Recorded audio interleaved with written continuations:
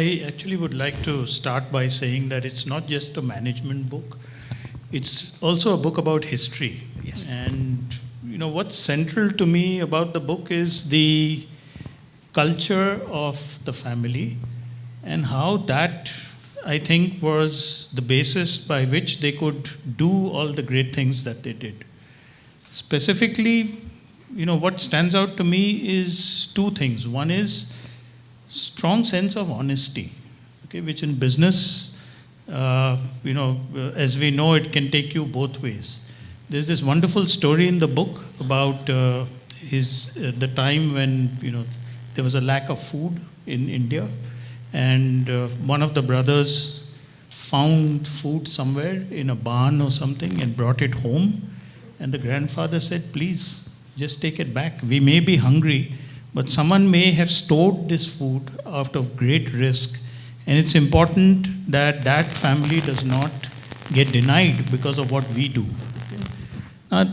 That is a sense of honesty that, if you can be honest in a time of crisis, you've sort of sowed the seeds of greatness.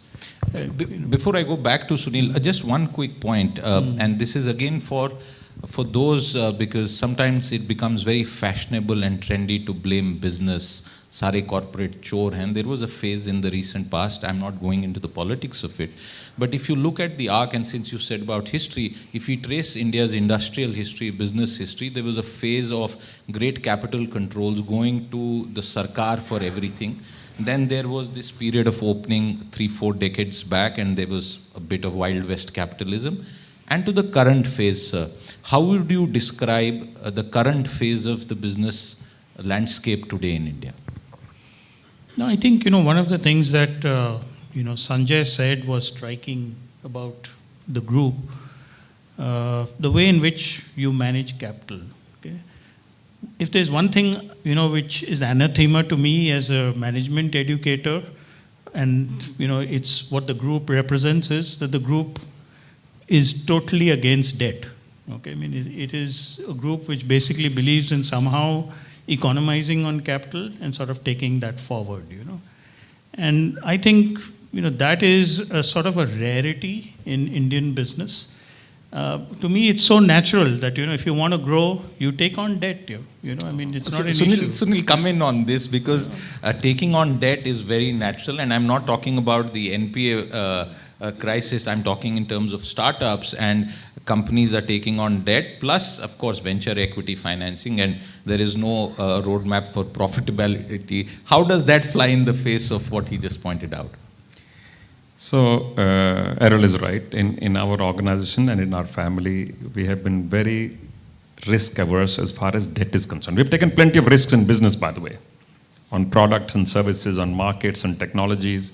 But debt is something we've tried to stay away from,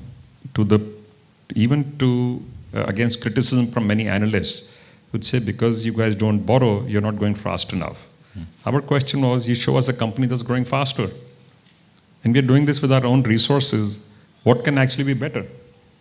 We actually borrowed in the early days of what was then Hero Honda. We borrowed from IFC Washington. And in 2 years, we prepaid them.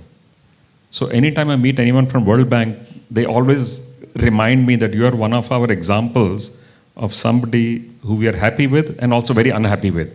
Was this a cultural thing, or was this a business practice that you followed? It's both. And Sanjay is right. We've always attempted to keep a negative working capital cycle. Mm-hmm.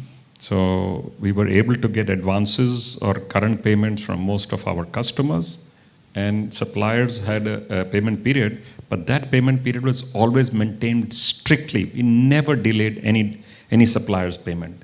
In Ludhiana, since you're talking of old time, in Hero Cycles, every Saturday afternoon, the payments were made to suppliers. It was well known. The payments would be made from 2 o'clock to 5 o'clock.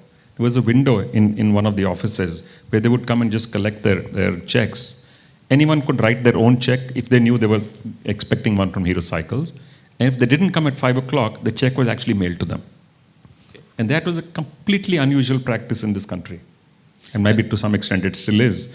So my advice to many of the startups that we work with is, take cash, take debt, but watch your cash.